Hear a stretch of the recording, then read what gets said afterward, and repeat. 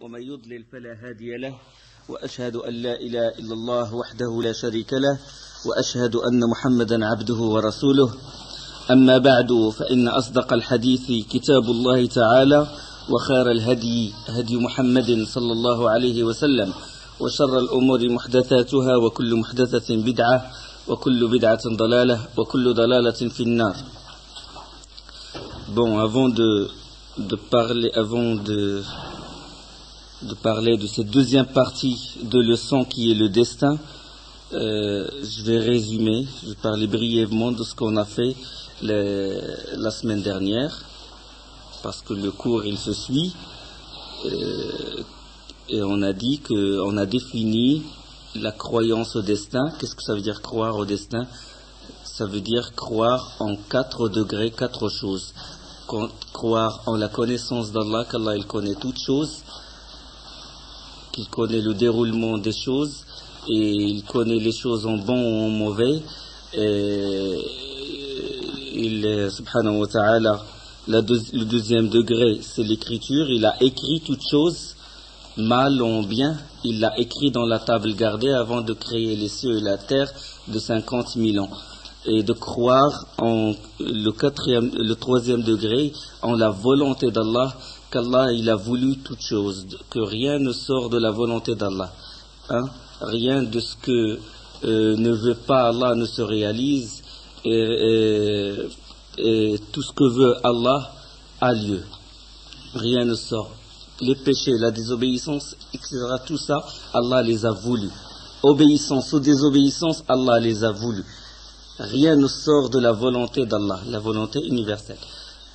Et croire au destin, ça veut dire croire qu'Allah a tout créé. Tout mouvement, c'est Allah qui l'a créé. C'est Allah qui a créé toutes choses. Allahu khaliqu kulli shay.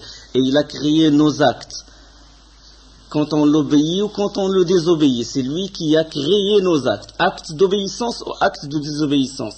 Il ne les a pas faits, il les a créés. Et nous, quand on désobéit, le péché, il est attribué à nous. Le péché, on ne l'attribue pas à Allah. C'est nous qui faisons la chose, c'est nous qui sommes l'auteur de la chose, mais c'est Allah qui a créé l'acte à nous. D'accord? C'est Allah qui a créé tout ça. Et ça, c'est les 4 degrés du destin. Croire au destin, ça veut dire croire en ces 4 choses. Donc, premièrement, la connaissance, deuxièmement, l'écriture, troisièmement, la volonté, qu'Allah il a tout voulu, il a voulu tout ce qui se passe dans l'univers, Allah l'a voulu, et quatrième chose, c'est qu'Allah a créé. Et concernant l'écriture, Allah il a créé, il a écrit toutes choses avant la création des cieux et de la terre de 50 000 ans. Et sous cette écriture, il y a ce qu'on appelle les décrets. Il y a d'autres petites écritures. D'accord? Allah, il a tout écrit. Il a écrit ce qui va se passer jusqu'au jour de la résurrection dans la table gardée. Et en même temps, il a demandé aux anges d'écrire dans leur registre à eux. D'accord? Donc, il y a d'autres écritures. Il y a l'écriture générale. L'écriture générale, c'est ça ce qui se trouve dans la table gardée. Et il y a ce qu'on appelle le décret humain, c'est quand Allah a essuyé le dos d'Adam de sa main, et il a sorti sa descendance, et il a dit, ceux-là seront destinés au paradis. Et il a essuyé, de même il a essuyé son dos, et il a sorti une autre descendance, et il a dit, ceux-là sont voués à l'enfer. Donc ceux du paradis vont faire les actes des gens du paradis, ceux de l'enfer vont faire les actes des gens de l'enfer. Ça concernant le décret humain. Et c'est à ce moment-là que les gens se sont engagés. Allah leur a dit, qui est votre Seigneur? Ils ont dit, c'est toi notre Seigneur. La reconnaissance. Cet engagement, nous on s'en rappelle pas. On se rappelle pas de cet engagement. On ne se rappelle pas l'avoir vécu, mais on l'a vécu vraiment. Et on a signé cet engagement avec Allah subhanahu wa ta'ala, qu'on doit l'adorer lui, l'unique subhanahu wa ta'ala, et qu'on reconnaît sa seigneurialité ou sa seigneurie. D'accord? Donc, et cet engagement, bien qu'on s'en rappelle pas, il se trouve dans notre cœur. Il se trouve. il se trouve en nous-mêmes. Quand le bébé il sort du ventre de sa mère et qu'il est éduqué par... il est né selon la fitra, selon l'islam. Il n'est pas dans... C'est pas une situation neutre, c'est pas un verre ou un support qui est vide et qu'il reçoit n'importe quoi. Il est né vraiment musulman. Il est musulman. Ça veut dire que s'il subit une éducation musulmane, il va la suivre sans gêne, sans contrainte, il va la suivre. Il est musulman. Donc en nous-mêmes, on a cette fitra. D'accord? On a cet islam originel. Même le mécréant, il a cet islam originel. Même le mécréant, il aime la bienfaisance, il reconnaît qu'Allah il est au-dessus. Quand il lui dit ton Seigneur, il lève les yeux vers le ciel. Donc il garde cet islam en lui-même. D'accord? Et tout le monde aime le courage, il aime l'héroïsme, la bonne éducation, les bonnes valeurs. Tout ça, ça fait partie de son islam originel, de la fitra. Donc on a gardé cet islam et c'est les traces de l'engagement originel. On s'est engagé quand Allah il a essuyé le dos de Adam comme il veut, subhanahu wa ta'ala, de sa main droite, et nul ne ressemble à lui, et il est l'audient, le clairvoyant. Comme il veut, subhanahu wa ta'ala, il a dit, voilà, cette descendance est vouée, il va agir il va faire les actes des musulmans, des gens du paradis, il va rentrer au paradis, et cela, la deuxième descendance, elle est vouée, destinée à l'enfer. D'accord? Ça, c'est le décret humain, si vous voulez, ou le décret général, at-taqdir al-'am. D'accord? Donc, cette décision a eu lieu quand il a créé Adam. Le deuxième décret, ou la deuxième écriture, il a eu lieu quand le bébé a 4 mois, quand le fœtus, dans le ventre de sa mère, il a 4 mois. Là, Allah subhanahu wa ta'ala, il envoie un ange et il écrit est-ce qu'il va vivre heureux ou malheureux, est-ce qu'il va être destiné au paradis ou à l'enfer, et quel est le terme de sa vie, etc., son âge, etc. Ça, c'est la deuxième écriture. D'accord? La troisième écriture, c'est ce qu'on appelle le décret. Après le décret, ça c'est le décret relatif à l'âge, et après ce décret, il y a ce qu'on appelle le décret annuel qui se décide la nuit du qadr, la nuit du destin. D'accord?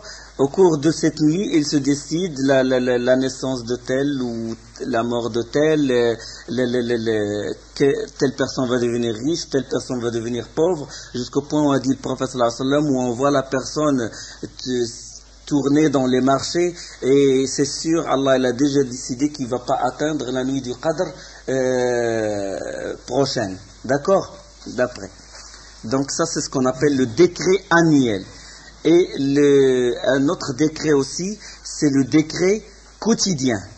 D'accord? Le décret quotidien. Le décret quotidien, c'est Allah subhanahu wa ta'ala, chaque jour, il s'affirme dans une intervention.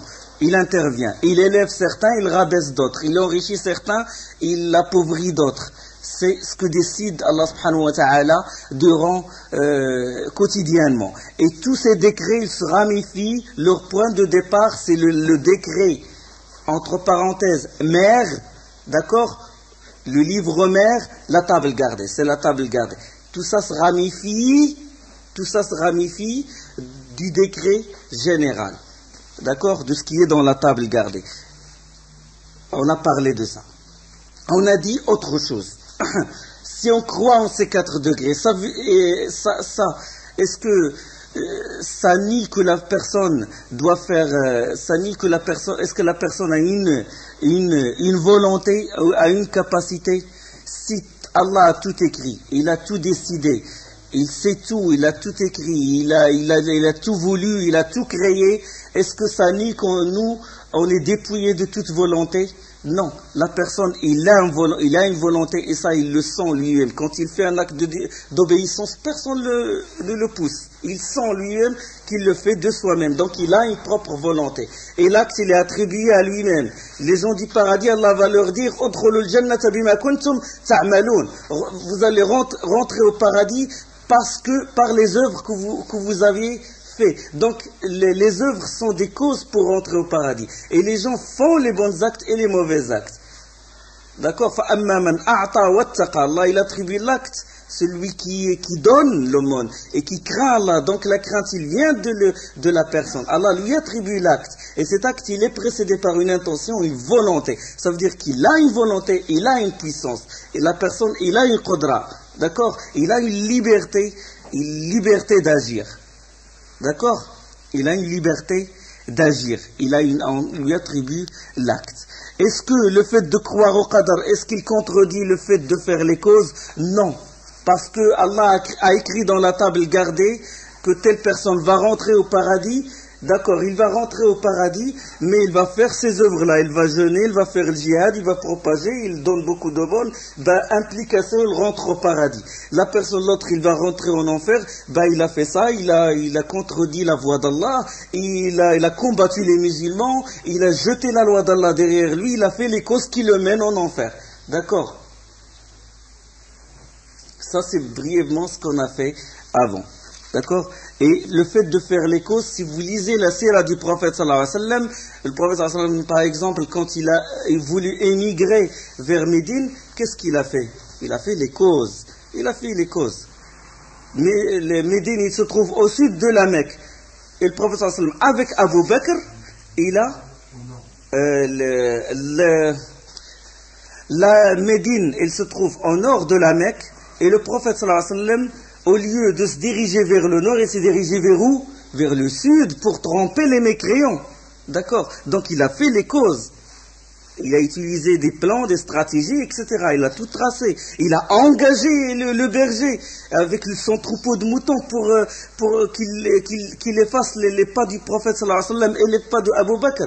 D'accord? Il a engagé Asma qui lui ramène la nourriture. Il a engagé Abdurrahman ibn Abu Bakr qui le jour, il passe la journée au milieu des kuffars pour écouter ce qu'ils disent et il ramène l'information le soir au prophète sallallahu alayhi wa sallam. Il a tout fait. D'accord? La bataille de Uhud, il a mis l'armure.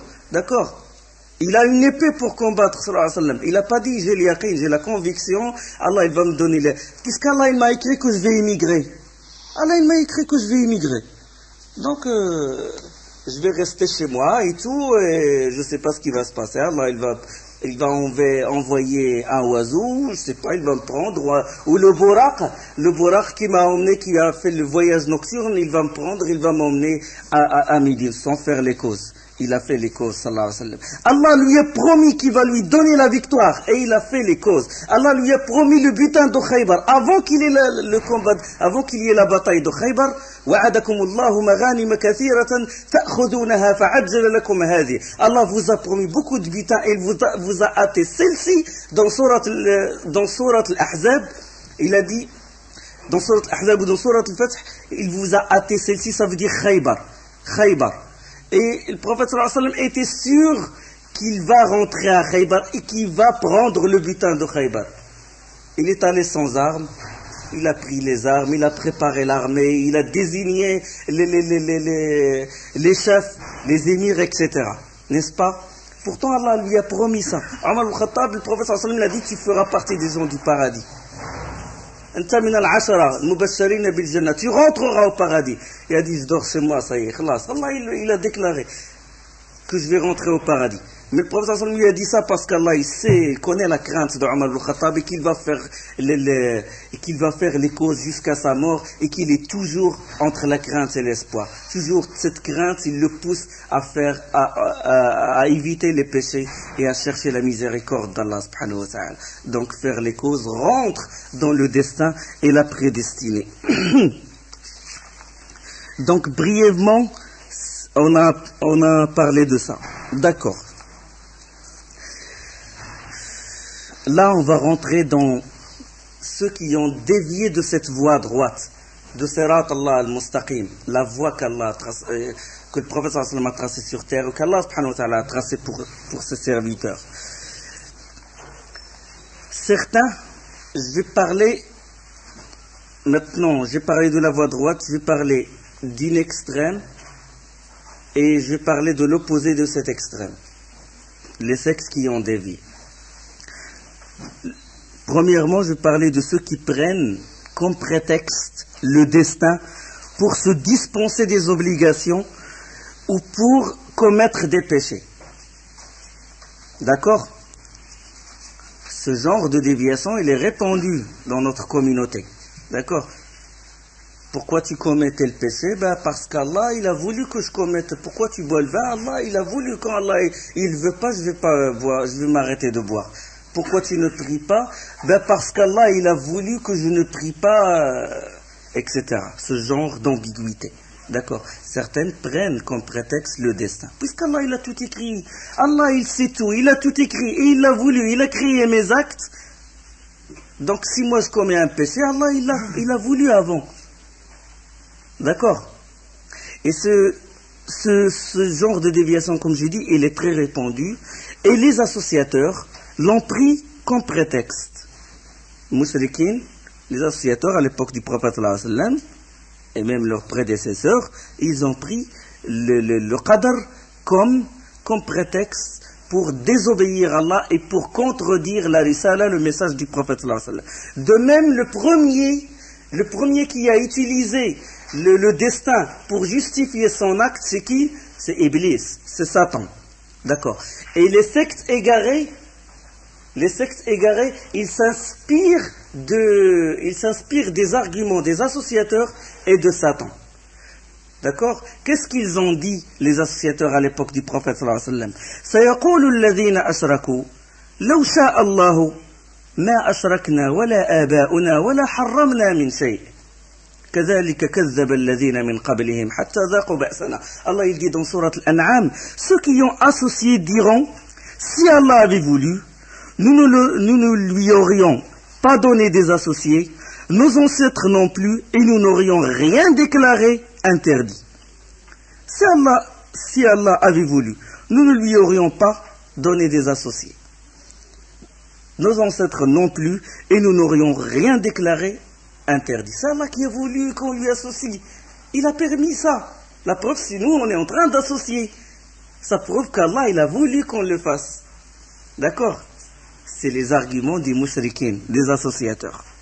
Et il dit Allah subhanahu wa ta'ala dans Surat Al-Nahl, وَقَالَ الَّذِينَ أَشْرَكُوا لَوْ شَاءَ اللَّهُ مَا عَبَدْنَا مِن دُونِهِ مِن شَيْءٍ نَحْنُ وَلَا آبَاؤُنَا وَلَا حَرَّمْنَا مِن دُونِهِ مِن شَيْءٍ كَذَلِكَ فَعَلَ الَّذِينَ مِن قَبْلِهِمْ. Et les associateurs dirent, si Allah avait voulu, nous n'aurions pas adoré quoi que ce soit en dehors de lui, ni nous, ni nos ancêtres, et nous n'aurions rien interdit qu'il n'ait interdit lui-même, ainsi agissaient les gens avant eux. Dans Surat Al-Nahl, Surat 16, le verset 35.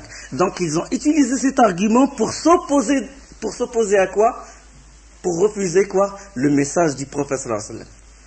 Oh Muhammad, tu nous demandes de suivre ta voie. Si Allah l'avait voulu, puisque nous sommes en train d'associer, Allah l'avait voulu avant, il l'a permis. Si Allah l'avait voulu, il aurait épargné qu'on fasse ça, qu'on associe. Ils ont utilisé le destin pour s'opposer à quoi? Au message. D'accord? Du prophète sallallahu alayhi wa sallam. Il dit Allah subhanahu wa ta'ala dans sourate Yasin, وإذا قيل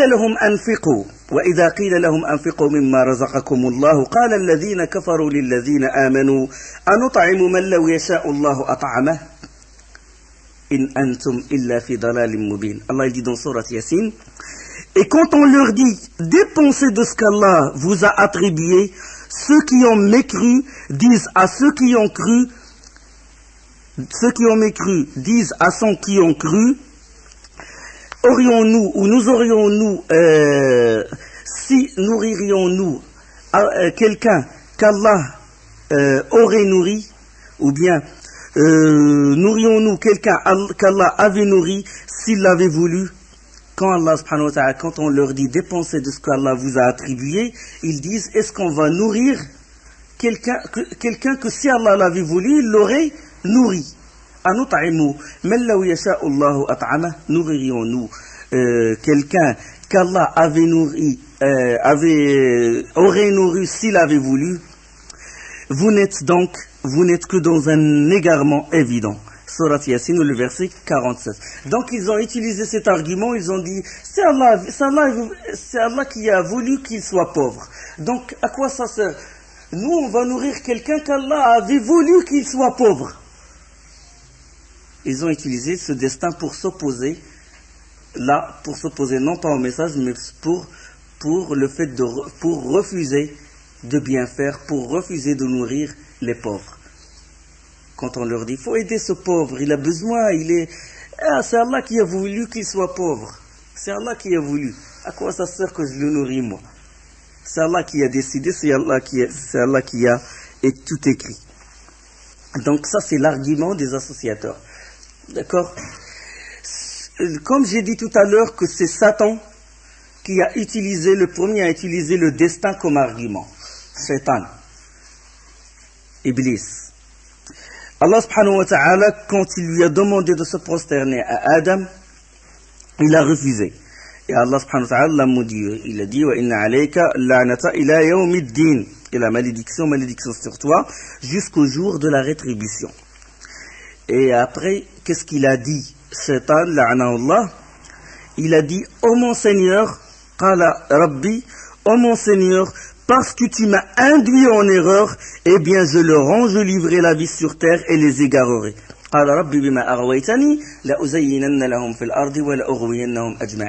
C'est parce que tu m'as induit en erreur que je vais les égarer tous, je vais leur enjoliver ce qu'il y a ici-bas et je vais les emmener en enfer.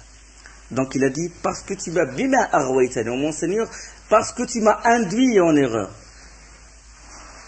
Il a attribué ça à Allah subhanahu wa ta'ala. C'est ce que font certains. Il tombe dans des péchés, il dit, oh Allah, c'est toi qui a fait que je fasse ces erreurs-là, que je commette ces péchés-là.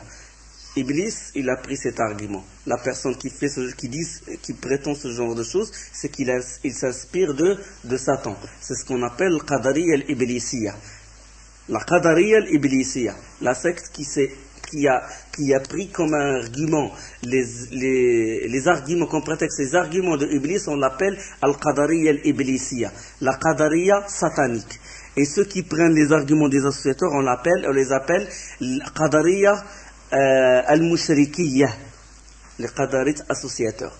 Et les sectes égarées, telles que les soufis, et quelques Asha'ira, quelques Murji'a, et le Jahmiya, et le Maturidiya, ils sont inspirés de ces Qadariya-là. Les sectes qui sont inspirés de ce genre d'arguments, spécialement les soufis, en général l'Ash'ari et les Jahmites, ils disent souvent, je voudrais ne vouloir que ce qu'Allah veut. Il dit, moi je ne voudrais ne vouloir que ce qu'Allah veut. Allah, il a voulu les turpitudes, il a écrit ça, il a voulu les péchés. Moi aussi j'accepte, je me soumets, je me résigne à la volonté d'Allah. D'accord? Ils disent, moi je ne voudrais ne vouloir que ce qu'Allah veut. Et c'est pour ça quand les croisés, les Mongols sont rentrés dans les pays musulmans, il y a même une histoire que l'un des rois mongols, l'un des caïds mongols, il est rentré à Bagdad, et l'un des soufis, il est allé prendre le cheval de ce chef mongol, et il l'a fait rentrer dans la ville. Les gens sont étonnés, ils voient un barbu comme ça, un cheikh avec son turban, 33 tours, ou je sais pas, tirer le cheval de cet ennemi d'Allah. Et quand ils lui ont reproché pourquoi il a fait ça, il a dit, c'est la volonté d'Allah, moi je me soumets à la volonté d'Allah subhanahu wa ta'ala. Allah, il a voulu que les Mongols et les croisés rentrent chez nous, prennent nos biens, c'est Allah qui l'a écrit, c'est Allah qui l'a voulu, nous on doit se résigner, se soumettre à sa volonté.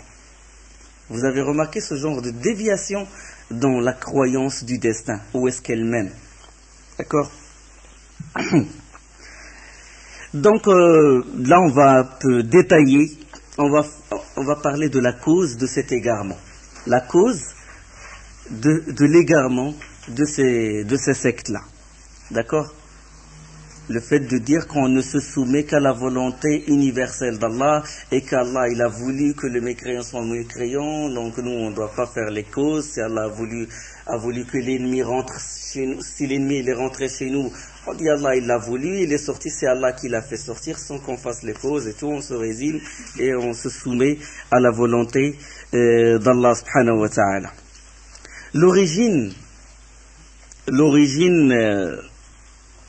L'origine de cette déviation, c'est la confusion entre ce qu'on appelle la volonté ontologique, kauniya, et la volonté législatrice ou la volonté religieuse.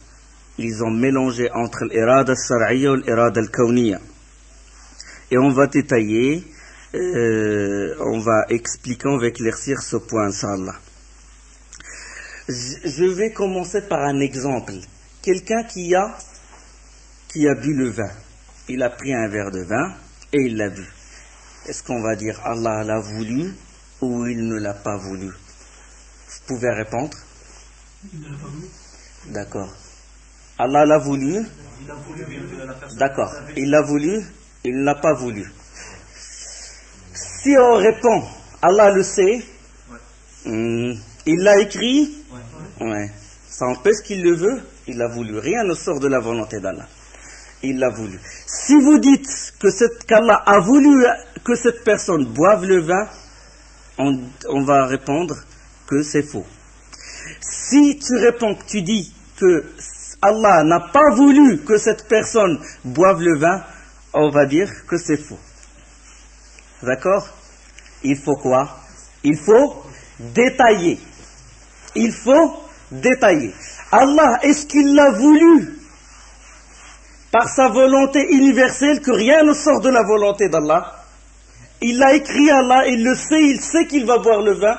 Il l'a écrit. Il l'a voulu par sa volonté ontologique, la volonté que rien ne sort de la volonté d'Allah. Oui, il l'a voulu. D'accord, il a voulu. Est-ce qu'il l'a voulu religieusement? Est-ce qu'il l'a aimé?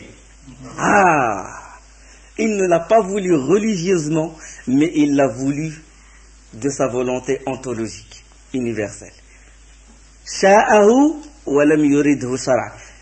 Aradahu kawnan, il l'a voulu par sa volonté ontologique, parce que rien ne sort de la volonté d'Allah, mais il ne l'a pas aimé. D'accord? Il ne l'a pas voulu par sa volonté législatrice, par sa volonté religieuse. Donc on distingue deux volontés. Les gens de la Sunna ou la Jama'a, ils font la distinction entre deux volontés. La volonté ontologique, rien ne sort de cette volonté. Comme rien ne sort de la connaissance d'Allah, comme rien ne sort de l'écriture d'Allah, comme rien ne sort comme tout était créé par Allah subhanahu wa ta'ala. Donc ils font la distinction entre la volonté ontologique et la volonté législatrice ou religieuse. Je donne des exemples. Des exemples de la volonté ontologique, issue du décret d'Allah subhanahu wa ta'ala. C'est ce qu'on appelle le mashi'a, on l'appelle en langue arabe al-mashi'a ou al-irada al-kawniyya. Allah il dit subhanahu wa ta'ala wa idha arada Allahu biqawmin su'an fala maradda lah. Et lorsqu'Allah veut infliger un mal à un peuple, nul ne peut le repousser. Et lorsqu'Allah veut t'infliger un mal à un peuple, nul ne peut le repousser. Ce vœu-là, vouloir, c'est une volonté ontologique ou religieuse? Ontologique. Il aime, Allah aime infliger à un peuple un mal, il ne l'aime pas. Il le veut par sa volonté ontologique, universelle kauniya, mais il ne l'aime pas. D'accord? Donc ça, c'est ce vouloir, ça, c'est la volonté ontologique. إرادة كونية. الله يدي فمن يريد الله أن يهديه يشرح صدره للإسلام ومن يريد أن يضله يجعل صدره حرجا ضيقا كأنما يصعد في السماء. Dans Sourate Al-An'am. Et puis quiconque Allah veut guider, il lui ouvre la poitrine à l'islam. Je ne parle pas de cette phrase. Et quiconque il veut égarer, il rend sa poitrine étroite et gênée comme s'il s'efforçait de monter au ciel. Sourate 6, le verset 125. Je parle de la deuxième partie de ce verset. Et quiconque il veut égarer, il, entre parenthèses, Allah, et quiconque il veut égarer, il rend sa poitrine étroite et gênée comme s'il s'efforçait de monter au ciel. Cette volonté, il est quoi? Elle est universelle ou il est religieuse? Et quiconque il veut égarer, il rend sa poitrine étroite et gênée. Allah aime l'égarer, il l'aime, ça l'agrée, il est satisfait quand son serviteur s'égare. D'accord. Donc il le veut d'une volonté ontologique, kauniya, mais il ne l'aime pas. Il ne le veut pas de sa volonté religieuse. Aradahu kaunan wa lam yuridhu shar'an. Allah subhanahu wa ta'ala dit innama qawluna li shay'in idha aradnahu an naqula lahu kun fayakun. Quand nous voulons une chose, notre seule parole est soit et elle est. Dans Surat 16, le verset 40. Quand nous voulons une chose, cette volonté, elle est religieuse ou elle est universelle? Quand nous voulons une chose, bonne ou mauvaise? Universelle. D'accord? Universelle. Maintenant, parlons de la volonté religieuse. De la volonté religieuse. La volonté religieuse, c'est celle qui comprend son amour. Mahabba. Quand on dit shara', muradif lil mahabba. La législation, elle est compatible avec l'amour. Tout ce qu'Allah légifère, c'est parce qu'il veut ses serviteurs suivre ce qu'il aime et s'écarte de ce qu'il déteste. Donc, la volonté religieuse, c'est celle qui comprend son amour, son agrément et porte sur ce qu'il a ordonné religieusement. C'est pour cela qu'il a envoyé des prophètes. Il a envoyé des prophètes pourquoi? Il a envoyé des prophètes pour dire aux gens, voilà ce qu'Allah aime et voilà ce qu'Allah déteste. Voilà ce qui agrée à Allah et voilà ce qu'Allah déteste, ce qui lui répugne. D'accord? Il a envoyé des prophètes pour montrer aux gens, voilà la voie du paradis, ce qu'Allah aime. Il aime qu'on célèbre le tawhid, qu'on l'adore lui l'unique, qu'on le connaisse. Il aime qu'on se prosterne devant lui, subhanahu wa ta'ala. Il aime qu'on lui sa législation. Et l'objectif, le résultat, c'est le paradis. D'accord? Donc les prophètes, ils montrent aux gens, sont des annonciateurs et des avertisseurs. Ils montrent aux gens, ils leur annoncent la bonne nouvelle du paradis, la voie qui mène au paradis et la voie qui mène à l'enfer. D'accord? Il a envoyé des prophètes pour montrer aux gens la volonté religieuse. Ce qu'aime Allah subhanahu wa ta'ala. D'accord? Et ce qu'aime Allah, il se trouve dans la table gardée, il se trouve dans quoi encore? Dans le Coran. D'accord, il est devant nous, il est beau, il est devant nous. D'accord, ce qu'aime Allah, il est là. Il est à la portée de tout le monde. D'accord? Il a envoyé des prophètes, il leur a fait révéler les livres saints pour montrer aux gens ce qu'il aime, subhanahu wa ta'ala. D'accord? Il ordonne à ses serviteurs de lui obéir et d'obéir à ses envoyés.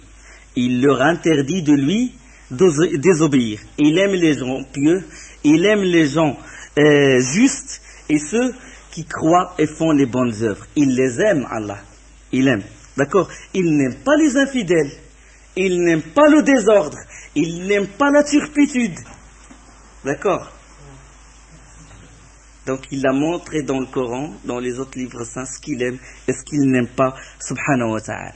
Il n'agrée pas l'infidélité. Il n'aime pas que ses serviteurs, ses esclaves soient mécréants. D'accord? Donc cet amour égale volonté religieuse ou volonté législatrice. Allah il dit subhanahu wa ta'ala, yuridu Allahu bikum al-yusra wa la yuridu bikum al-usra. Allah veut pour vous la facilité, il ne veut pas la difficulté pour vous. C'est quelle volonté? Religieuse, législatrice. Remplacez veut par aimer. Allah veut pour vous la facilité. Allah aime pour vous la facilité. Il ne veut pas la difficulté pour vous. Il n'aime pas la difficulté pour vous. Donc c'est volonté législatrice. Irada shar'iyya. Surat 2, Surat al-Baqarah et le verset 185. Yuridu Allahu an yukhaffifa ankum. Allah veut vous alléger. les obligations. C'est quelle volonté ça? Volonté religieuse. يريد الله ليبين لكم ويهديكم سنن الذين من قبلكم ويتوب عليكم. Allah vous éclairer, vous montrer les voies des hommes d'avant vous et aussi accueillir votre repentir. C'est quelle volonté? Religieuse, shar'iyya, législatrice. Allah aime vous montrer les voies des hommes d'avant vous, ça, les prophètes, etc. Allah aime vous accueillir, repentir. Allah aime vous éclairer. D'accord? Donc il faut faire la différence entre la volonté ontologique, rien ne sort de cette volonté, et la volonté religieuse qui est égale à l'amour. D'accord? ما يريد الله ليجعل عليكم من حرج ولكن يريد ليطهركم وَلِيُتِمَّ نِعْمَتَهُ عَلَيْكُمْ. Allah ne veut pas vous imposer quelques gênes, mais il veut vous purifier et parfaire sur vous ses bienfaits. Dans la sourate 5 et le verset 6. Allah ne veut pas pour vous, ou ne veut pas vous imposer quelques gênes. C'est quelle volonté? Religieuse. Allah n'aime pas vous imposer quelques gênes. Mais il veut vous purifier. Quelle volonté? Religieuse, législatrice. Et parfaire sur vous ses bienfaits. Quelle volonté? Religieuse. Il l'a montré, c'est clair. Allah il dit dans un verset أُولَٰئِكَ الَّذِينَ لَمْ يُرِدِ اللَّهُ أَن يُطَهِّرَ قُلُوبَهُم. Voilà ceux dont Allah n'a point voulu purifier les cœurs. Quelle volonté a dit Allah? Voilà ceux dont Allah n'a point voulu purifier les cœurs. N'a point voulu, c'est une négation. Allah n'aime pas purifier les cœurs. Kauniya, c'est ontologique. D'accord? Donc il faut faire la différence entre la volonté ontologique, issue du décret d'Allah, issue de la connaissance d'Allah, et la volonté religieuse. D'accord? Maintenant, pour éclaircir davantage la chose, on va parler des différences entre ces deux volontés. L'irada al-kawniyya ou l'irada al-shar'iyya. Dans la volonté religieuse, il y a ce qu'Allah aime et agrée. D'accord? Et dans la volonté ontologique, il y a ce qu'Allah n'aime pas. Il y a ce qu'Allah aime et il y a ce qu'Allah n'aime pas. Toutes choses. Il englobe. D'accord? Parce que tout ce qui est écrit, Allah l'a voulu. D'accord? Donc la volonté ontologique, c'est ma sha Allahu kan wa ma lam yasha lam yakun. Ce qu'Allah veut a lieu, et ce qu'Allah ne veut pas, il ne se réalisera jamais. Rien ne sort de là. La volonté ontologique est toujours, la deuxième différence, la volonté ontologique est toujours exécutée. Ce qu'Allah veut, ce qu'Allah a su, il a écrit, il a décidé, il a voulu, il le crée. D'accord? Il a voulu la mort de telle personne, il a voulu que telle personne soit mécréante, telle personne soit musulmane. Là, la chose, elle se réalise. D'accord? Elle est exécutée. Tout ce qu'Allah veut est, et rien de ce qu'il ne veut pas ne se réalise. Donc la volonté ontologique kauniya, qui est issue du décret d'Allah, elle se réalise obligatoirement. La volonté religieuse, elle se réalise. Allah veut que tout le monde soit musulman. Tout le monde est musulman? Non. Donc la volonté religieuse, elle ne se réalise pas obligatoirement. D'accord? L'une des différences. Allah aime que tout le monde l'obéisse, mais la majorité désobéisse. Allah veut que tout le monde, par sa volonté religieuse, aime que tout le monde soit reconnaissant. Mais la majorité des gens ne sont pas reconnaissants. D'accord. La volonté, l'une des différences, la volonté ontologique se rattache à quoi? À la seigneurialité ou à la seigneurie, à Rububiyyah. Allah, il est le créateur. Il a créé les actes d'obéissance ou de désobéissance. Il a tout voulu, subhanahu wa ta'ala. Il a tout voulu, donc il est le Seigneur. Il se rattache à Rububiyyah, la seigneurialité. Il est Qadir, il peut tout faire, subhanahu wa ta'ala. Il veut tout ce qu'il veut, il se réalise. c'est le Seigneur, il est. Et la volonté religieuse, elle se rattache à quoi? Al-uluhiyya, l'adoration. Il est le Seigneur, tout ce que veut Allah est, et rien de ce que ne veut pas Allah ne se réalise. Et dans la volonté religieuse, Allah, il aime qu'on l'obéisse, donc à moi de l'adorer, à moi de l'obéir, à moi de l'aimer, à moi de le craindre. Dans la volonté religieuse, elle se rattache à al-uluhiyya, à l'adoration. D'accord? Et la base de Tawhid, c'est l'uluhiyya, c'est l'adoration. Tu dois commencer par toi-même. À toi de l'adorer. D'accord? Et non pas chercher un prétexte derrière le péché qu'on fait. On doit chercher, parce qu'Allah, il veut, par sa volonté ontologique, mais on doit chercher ce qu'il aime, ce qu'il agrée. Et ça, on le trouve dans le Coran et dans la voie du prophète sallallahu alayhi wa sallam. Il y a des hadiths authentiques qui sont regroupés dans ce Sahih, etc. Les deux volontés se réunissent chez qui? Voilà. Quelqu'un, un musulman, il a voulu accomplir la prière, il s'est levé et il a accompli cette prière. Quand il a terminé cette prière, on a dit, qu'est-ce qu'on déduit de ça? C'est qu'Allah l'a su, il l'a écrit, il l'a voulu, il l'a réalisé, il l'a créé. D'accord? Donc il l'a voulu de sa volonté ontologique. Ah, cette personne, il a prié. Voilà. Donc Allah a déjà su ça, il l'a écrit et il l'a voulu, parce que rien de tout ce que veut Allah subhanahu wa ta'ala se réalise, et il a créé l'acte de la personne. Donc il l'a voulu par sa volonté ontologique. Il l'a aimé. Il l'a aimé. Il l'a voulu par sa volonté religieuse. Les deux volontés se réunissent chez l'obéissant, chez le musulman. C'est celui qui fait un acte d'obéissance. Ah, classe. Abu Lahab est mécréant. Il est mort kafir. On a la conviction qu'il est mécréant, on a la conviction qu'il est en enfer, lui et sa femme. D'accord. Allah a voulu qu'il soit mécréant. Hein. Par quelle volonté? Kauniya. D'accord. Il a voulu qu'il soit mécréant par sa volonté ontologique. Il l'a aimé, il l'a voulu par sa volonté religieuse, il ne l'a pas voulu. D'accord. Chez l'obéissant, les deux volontés se réunissent. Chez le désobéissant ou le mécréant, il n'y a que la volonté kauniya, ontologique. D'accord. La mécréance de Iblis, la mécréance de Pharaon, Allah l'a voulu de sa volonté ontologique parce que rien ne sort de sa volonté, mais il ne l'a pas voulu par sa volonté religieuse. C'est pour ça qu'il lui a envoyé Pharaon, Allah lui a envoyé Moussa pour lui montrer ce qui agrée à Allah. D'accord? Il lui dit, il faut se soumettre à Allah subhanahu wa ta'ala. Donc ça, c'est l'une des différences. Autre différence, mais cette différence, ça va être une réponse à la question suivante.